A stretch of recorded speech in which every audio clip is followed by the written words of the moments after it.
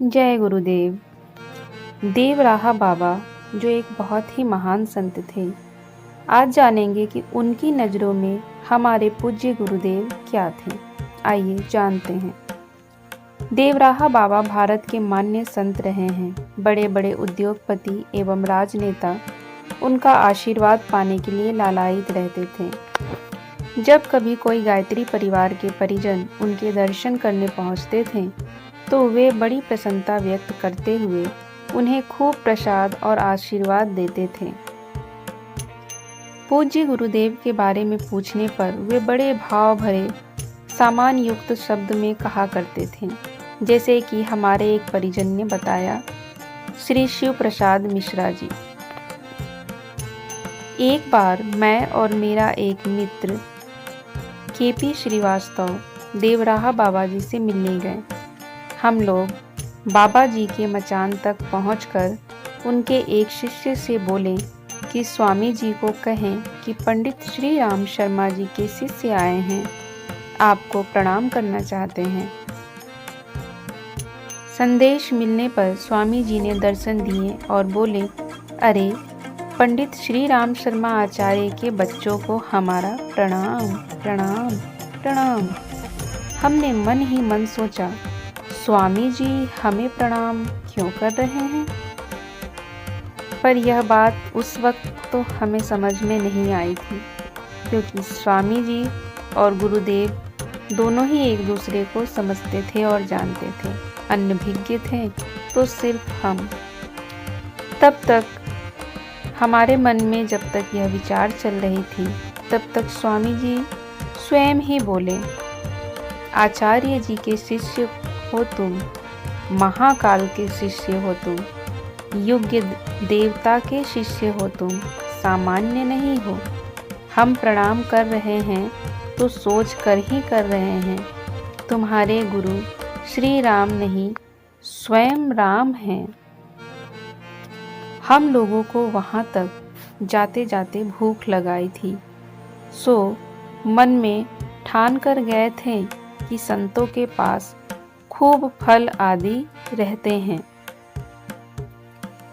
हमारे मन में ऐसी ही विचार चल रही थी कि कुछ तो खाने को मिलेगा।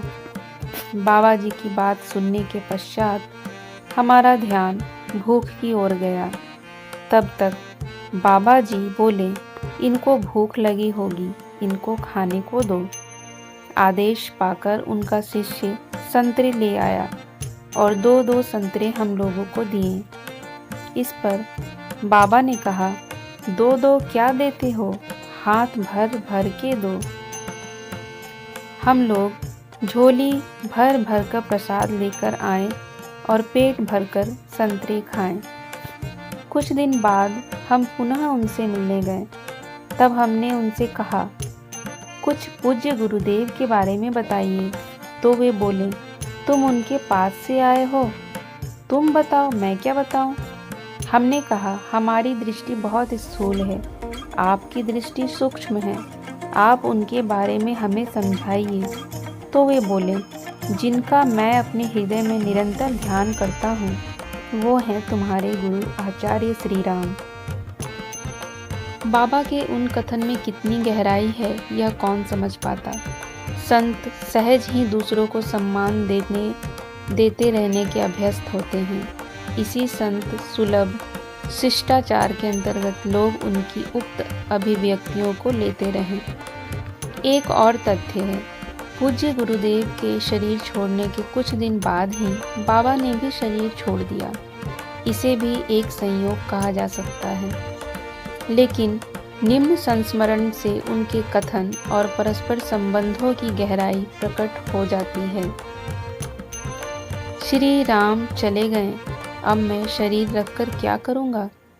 बाबा के शरीर छोड़ने के बाद उनके एक अन्य शिष्य IAS अधिकारी जब पहली बार शांति कुंज पहुँचे तो चर्चा के दौरान उन्होंने पूज्य गुरुदेव द्वारा शरीर त्याग की तिथि पूछी। हमने बताया, पूज्य गुरुदेव ने 2 जून 1990 को शरीर छोड़ा। सुनते ही उनके मुख से सहज ही निकल पड़ा, देखो यही बात थी। पूछने पर उन्होंने अपना संस्मरण सुनाया। बाबा के देह त्यागने से कुछ दिन पहले वे बाबा से मिले थे।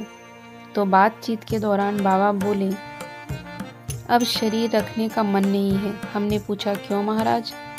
तो अपने हाथ की खाल पकड़कर खींचते हुए कहा, अब ये चाम रखकर क्या करेंगे?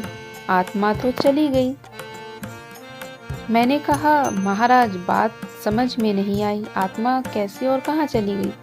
तो बाबा बोले, अरे वे श्री राम चले गए ना, अब ये शरीर रखकर क्या करूँगा? और कुछ ही दिनों बाद 19 जून 1990 को बाबा ने भी शरीर छोड़ दिया। वंदनीय है यह दिव्य प्रेम और वंदनीय है उसे धारण करने वाले महापुरुष।